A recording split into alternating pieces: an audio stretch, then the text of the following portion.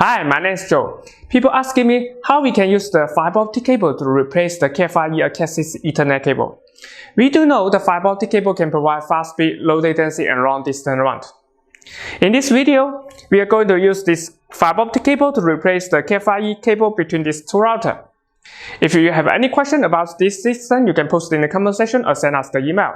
Okay, now let's get started. Here we already have the fiber optic cable ready from these 2 points, and this is the pre-made fiber optic cable, so I don't need to make the connector. The connector is being made and tested in the factory. What I need to do is just use this short punch code to get one of the link from this box. This is just the cable manager box. There's no special function. Okay, now this is the punch code. Let me just connect to one of the ports so we get one of the link from the other side.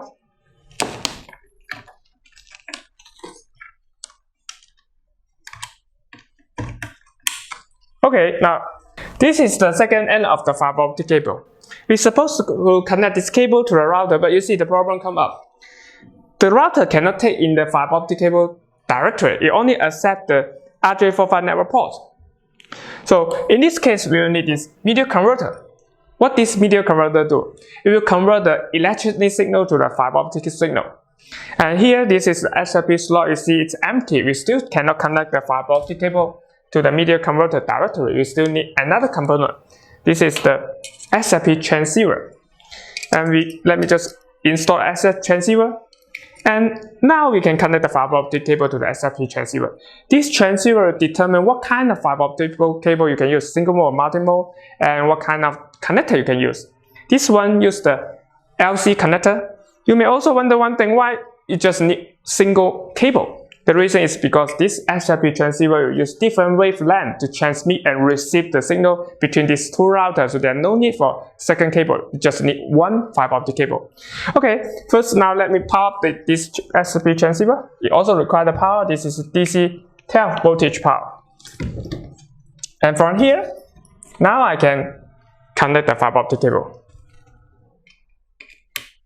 And here I don't need the original cat5 Ethernet cable. That's fair enough, right?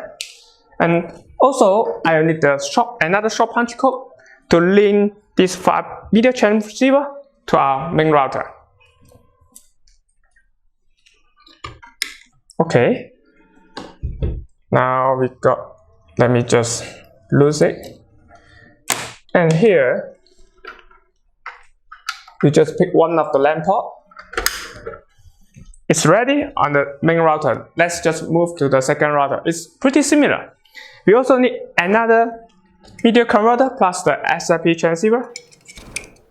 Now let's move to the second router.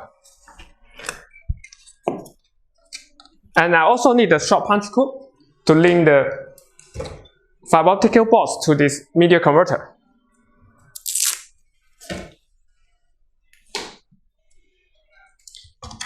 As we do have two codes of fiber optic cable, I need to make sure we're using the same one. From there, I'm using the A, so I need to choose the A, otherwise it will not work.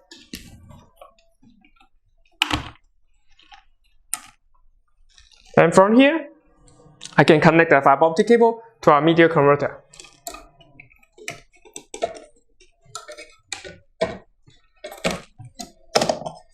We also need a power source to power this media converter.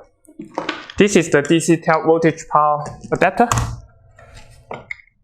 We're almost done. Just need last short punch code to link the media converter to our second router. Okay, first let me also remove the cable. We don't need the original cat5 Ethernet cable. We will replace this one with the fiber optic cable.